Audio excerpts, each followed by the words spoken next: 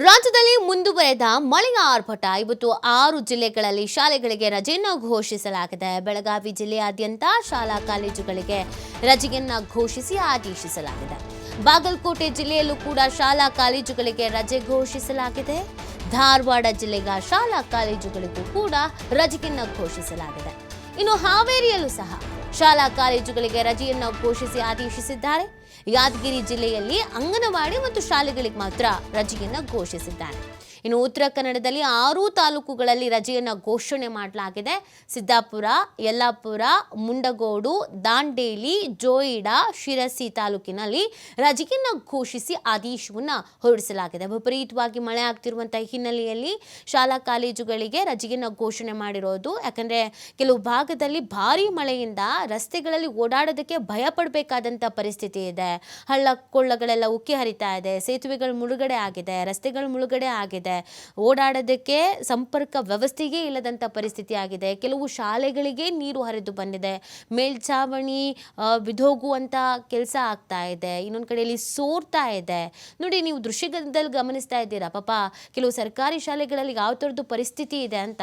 ವಿಪರೀತವಾಗಿ ಮಳೆ ಆಗಿರೋದ್ರಿಂದ ಎಲ್ಲ ಕಡೆನೂ ಕೂಡ ನೀರು ಹರಿತಾ ಇದೆ, ಶಾಲೆ ಒಳಗಡೆ ಎಲ್ಲ ನೀರೇ ಇದೆ.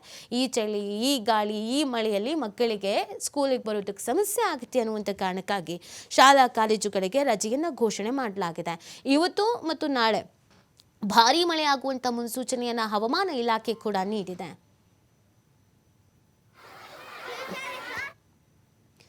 ಪಶ್ಚಿಮ ಘಟ್ಟ ಪ್ರದೇಶದಲ್ಲಿ ಭಾರೀ ಮಳೆ. ಬೆಳಗಾವಿಯ ಗೋಕಾಕ್ ನಗರದಲ್ಲಿ ಪ್ರವಾಹದ ಪರಿಸ್ಥಿತಿ. ಗೋಕಾಕ್ ನಗರದ ದನದ ಪೇಟೆಗೆ ನುಗ್ಗಿದ ಘಟಪ್ರಭೆ ನೀರು. ದನದ ಪೇಟೆಯ ಹಲವು ಅಂಗಡಿಗಳಿಗೆ ನುಗ್ಗಿದ ನದಿ ನೀರು. ಘಟಪ್ರಭಾ ನದಿಯಲ್ಲಿ 50,000 ಕ್ಯೂಸೆಕ್ನಷ್ಟು ಹೊರಹರಿವು. ಹುಕ್ಕೇರಿ ತಾಲೂಕಿನ ಹಿಡಕಲ್ ಜಲಾಶಯದಿಂದ ನೀರನ್ನು ಬಿಡುಗಡೆ ಮಾಡಲಾಗಿದೆ. ನೋಡಿ, ಈ ಮಳೆ ವಿಪರೀತ ಆಗ್ತಾ ಇರೋದು ಪಶ್ಚಿಮ ಘಟ್ಟ ಪ್ರದೇಶಗಳಲ್ಲಿ. ಈ ಹಿನ್ನೆಲೆಯಲ್ಲಿ ನೀರಿನ ಹರಿವಿನಲ್ಲೂ ಕೂಡ ಹೆಚ್ಚಳ ಆಗ್ತಾ ಇದೆ. ಬೆಳಗಾವಿ ಗೋಕಾಕ್ ನಗರದಲ್ಲಿ ಇದರಿಂದ ಪ್ರವಾಹದ ಪರಿಸ್ಥಿತಿಗೆ ನಿರ್ಮಾಣ ಆಗ್ಬಿಟ್ಟಿದೆ. ಗೋಕಾಕ್ ನಗರದ ದನದ ಪೇಟೆಗೆ ನೀರು ನುಗ್ಗಿಬಿಟ್ಟಿದೆ. ಘಟಪ್ರಭೆಗೆ ನೀರು ನುಗ್ಗಿರುವಂಥದ್ದು. ದನದ ಪೇಟೆಯ ಹಲವು ಅಂಗಡಿಗಳಿಗೆ ಇದರಿಂದ ನೀರು ನುಗ್ಗಿದೆ. ಘಟಪ್ರಭಾ ನದಿಯಲ್ಲಿ 50,000 ಕ್ಯೂಸೆಕ್ನಷ್ಟು ಹೊರಹರಿವು ಇರುವಂಥ ಹಿನ್ನೆಲೆಯಲ್ಲಿ ಈ ರೀತಿ ಪ್ರವಾಹದ ಪರಿಸ್ಥಿತಿ ನಿರ್ಮಾಣ ಆಗಿದೆ. ಹುಕ್ಕೇರಿ ತಾಲೂಕಿನ ಹಿಡಕಲ್ ಜಲಾಶಯದಿಂದ ನೀರು ಬಿಡುಗಡೆ ಆಗಿರೋದ್ರ ಪರಿಣಾಮ ಇದು ಪ್ರವಾಹದ ಪರಿಸ್ಥಿತಿ ನಿರ್ಮಾಣ ಆಗ್ಬಿಟ್ಟಿದೆ. ಆ ಬೀದಿಯಲ್ಲಿ, ಆ ರಸ್ತೆಯಲ್ಲಿ ಓಡಾಡೋದಕ್ಕೂ ಆಗದಂಥ ಪರಿಸ್ಥಿತಿ.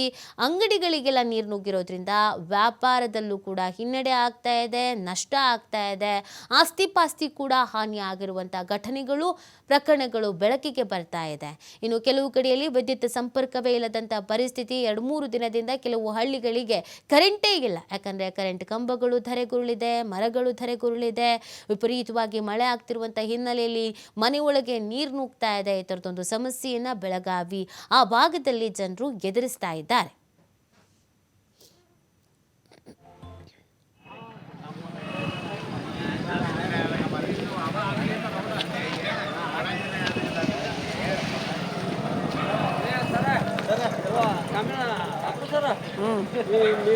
पाँव में चाया वहाँ तब पानी आया।